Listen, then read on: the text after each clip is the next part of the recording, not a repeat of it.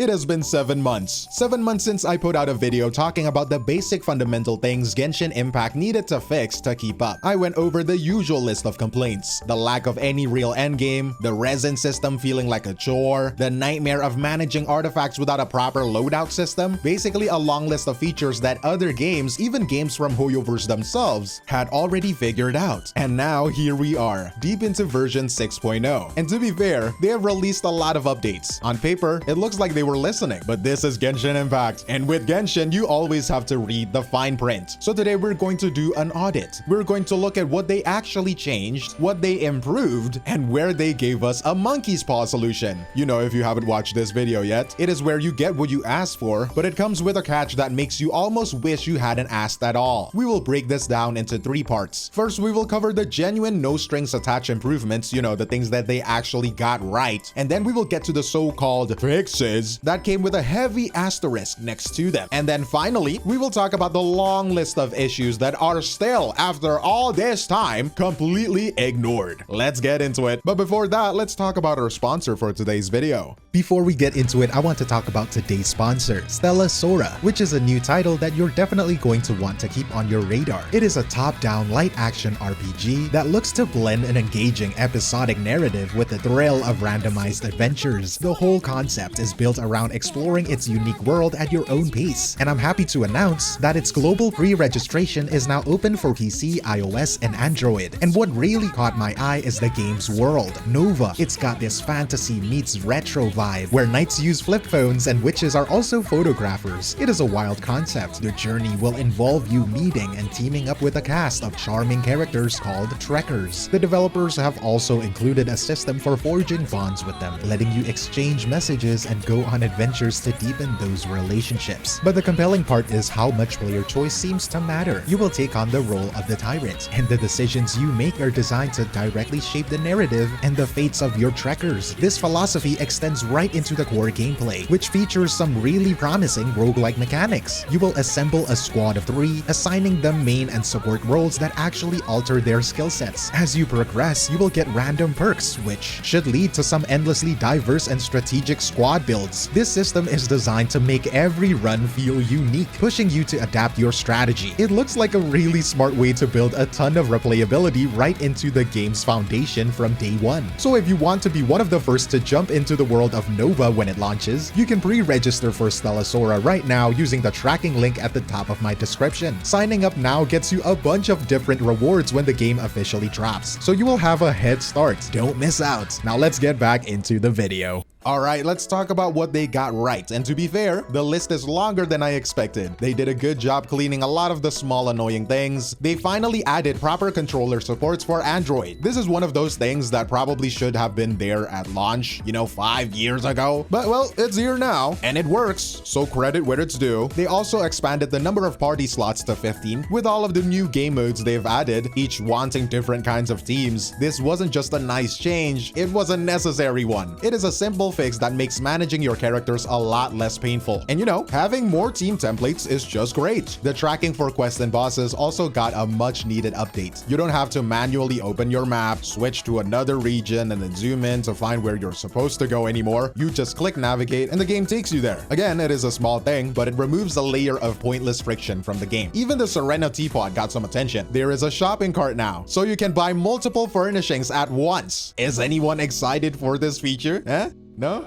Anyone? Anyone out there? And on that note, one of the most requested features for years was a double artifact drop event. They finally delivered with the overflowing favor event. For a limited time, you get double rewards from artifact domains. It is a huge help for the artifact grind, and it's a feature that should absolutely become a regular reoccurring event. A solid win. But the biggest positive change, in my opinion, addresses one of the most frustrating parts of the game. Pulling a new character you're excited for, only to realize you can't farm their materials for another 2 days because you got the them on the wrong day of the week. But now, for the first week a new character or weapon is on the banner, the material domains are open every single day. You pull them and you can start immediately building them. This is a genuinely good change. It removes that feeling of your excitement being put on hold by an arbitrary timer. It is a solid, undeniable win for the player experience. But it also highlights a bigger problem with their overall design philosophy. And we will get into that in a second because that's the good news out of the way, right? And now let's talk about the features that were technically added, but in the most frustrating, tone-deaf way possible. For years, we asked for a permanent endgame, and now we have several. The problem is, they feel less like engaging challenges and more like chores. Each one comes with a fundamental flaw. Imaginarium Theater is a good example. It started out as an interesting roster check, okay? A way to reward you for building a wide variety of characters. But it slowly evolved into something that, as one player put it, is just restriction on top of restriction on top of restriction. The latest versions are so demanding with their elemental and character requirements that it's not really a test of skill anymore. It is a test of how deep your roster is and if you have the specific niche characters they want you to use for that cycle. On top of that, they added the Lunar Arcana system to it. This is a new collectible card system where you get one random card per cycle, right? There are 22 cards in total. So if you manage to get a new one every single time, it will take you nearly 2 years to complete the collection for a single achievement. It is just another layer of slow, tedious grind on top of an already frustrating mode. And then there is the Stygian Onslaught. This mode is just transparent. They give bosses absurd amounts of health, start you out with 0 energy, and then design mechanics that are perfectly solved by the newest 5-star character on the banner. It is less of a skill check and more of a wallet check. As one comment I saw perfectly summarized it: how to make bosses even harder. Other games, new move pattern, more moveset. Phase 2, Genshin, more HP, even more HP, more HP. But the real insult is the reward. You fight through all of that, you clear the hardest content in the game. For a weapon skin that expires in about 40 days, your achievement has a shelf life. It is hard to see that as anything other than disrespectful to the player's time and effort, to be honest with you. There is also an event that gives you free constellations, and you might think that, oh, they're buffing older units, which should have been a huge, uncontroversial win. Came with a catch. The idea is great. The execution is tilting. They conveniently left out the characters whose early constellations are genuinely great, like Kazuha or Yelan. We also got the level 100 thing, which is designed in a way that it mostly benefits hyper whales or day 1 players who have lost the 50-50 so many times that they already have a 𝗖cie𝗽𝗆𝗆𝗵𝗁. It was a chance to make a huge part of the roster more appealing to everyone, and they just missed. But if you want to see the most blatant examples of HoYoverse not listening, you just have to look at the 2 most requested features of all time: a skip button and artifact loadouts. This one is the most unbelievable. They announced a 1-click skip for the quest, and everyone thought, finally.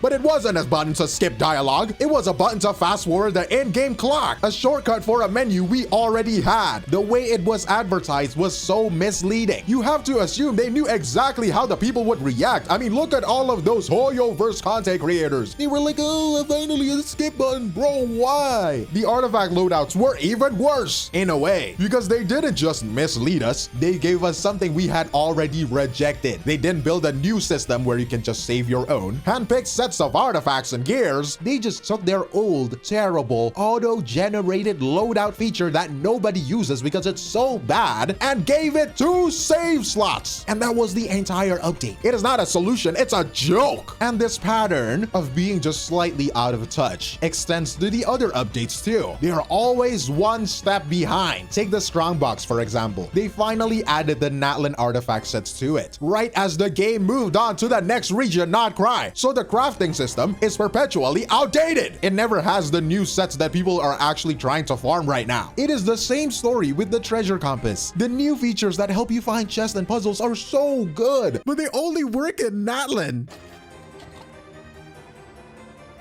The other 6 major regions we have spent years exploring are still stuck with the old clunky system. It is a good feature, but it is applied in the narrowest way possible. And speaking of half measures, they finally addressed the request for permanent events with the Sunspray Summer Resort from version 5.8. The area and its main story quests are permanent additions, which is great. However, all of the event minigames and the limited time rewards are gone forever. So new players get the story, but they miss out on the engaging content content and valuable rewards that came with it. It is another classic Genshin compromise that gives you half of what you ask for. Which brings us to the ugliest part of this audit, the massive list of problems from 7 months ago that haven't been touched at all. It seems that some things are just never going to change, unfortunately. After all these changes, you still have to physically run to Catherine to claim your daily commission rewards. It is a pointless trip that you're forced to make every single day. A simple claim button in a menu would fix this. But here we are. Past event weapons are still gone forever. If you weren't playing during that specific 3-week window 3 years ago, you will never get Festering Desire or Cinnabar Spindle. These aren't even 5-star weapons, but they're locked away like they are. You still have to teleport to a city to use a crafting bench. You run out of condensed resin in a domain. Get ready for 2 loading screens just to make more. Every other modern gacha game lets you craft from a menu, and for some reason, Genshin insists that running back and forth it's essential gameplay. It is in the lore. Like what? Who cares? And the material grind is still unnecessarily painful. You still have to wait 48 real-world hours for local specialties to respawn. Well, you know, the 168 flowers or rocks that you need to ascend a single character. And with the newer regions, some of these materials are locked to a very specific small areas. It's fantastic. Oh, it's amazing. This is a problem other games have solved. In Wuthering Waves, for example, character and weapon materials are often the same, and everything you need respawns daily. In Genshin, you have 3 different talent books per region, weapon materials and world materials, all on different timers. It is a level of complexity that just doesn't add fun. It adds friction. Oh yeah, but you can farm it for a week though. Yeah, and that's a good change. But why don't you go through all the way? Make it every day, every time. Why is it only gotta be a week? And while we're talking about materials, you still can't convert your useless overworld boss drops. Everyone who has played for a while has hundreds of things like hurricane seeds or lightning prisms just sitting there, right? Completely useless. And while you are desperate for materials from a new boss, a simple conversion system would fix this, right? But it's not here. It's still not here. The rerun system is still a mess. Characters can disappear for over a year. The Chronicled Wish was supposed to be a solution, but with its shared pity system and limited pool, it is not the fix people wanted. It is a band-aid, not a cure. And the weekly bosses are still gated in the same restrictive way. You need a specific material from a specific boss, but you can only get 3 discounted resin claims per week, and you're pushed to fight 3 different bosses. You can't spend all 3 in the same boss, why would you? So you're still at the mercy of RNG, hoping you get the one material you actually need. And finally, there is the new problem, one that has become more obvious now that HoYoverse's other games are out. In Honkai Star Rail and Zenless Zone Zero, they buff and adjust old characters to keep them relevant. It is a normal, healthy thing for a live service game to do, am I right? The Genshin community has been begging for this, for some love for the original characters that have been completely left behind by power creep. And from HoYoverse, we hear absolute nothing. Just silence. I don't even know if they're listening at this point. So where does that leave us? Has Genshin Impact actually improved in the last 7 months? On one hand, yes. Some of the small frustrating corners of the game has been smoothed out. The day-to-day experience is a little bit cleaner, and I'll give them credit for that. But when you look at the big fundamental issues, the elephant in the room, the things that actually matter for the long-term health of the game, the picture gets a lot worse. Respecting the player's time, delivering on promises without misleading advertising, creating permanent, rewarding content that doesn't feel like a setup for the next banner. On all of these fronts, they have either failed, baited us with a worse solution, or given us a monkey's paw. And when you step back, a very clear pattern emerges. HoYoverse is perfectly willing to make an active grind more efficient. For example, they have made it so you can spend 40 resin directly at a domain for double rewards, and they buffed condensed resin to give triple the rewards for 60 resin. They make it faster to spend your resin, faster to get your materials for a brand new character. Anything that improves the experience while you are actively playing, they seem open to. But they are incredibly resistant to any change that gives players flexibility or value when they're not playing. A resin reserve system for a busy day? Nah. A way to get an old event weapon you missed? Nah. A truly permanent reward that you don't have to re-earn? Nah. And at the end of the day, the daily login is still king. And almost every major fix we've seen feels designed to funnel you right back into that daily loop, or into pulling for the next shiny new character. So the game is better in some very small ways, but the core problems, the philosophy behind its design, remain exactly the same. But that is just my take. I want to know what you all think. Do these changes actually make a difference for you? Is it enough? And what is the one thing you are still waiting for them to fix? Let me know down in the comments below. If you appreciated this honest audit of the game, a like and subscribe would be amazing. amazing. It helps out the channel a lot. But you know, that's all from me, 𝗖𝗆𝗆𝗵𝗁, and I will see you in the next one. Cheers!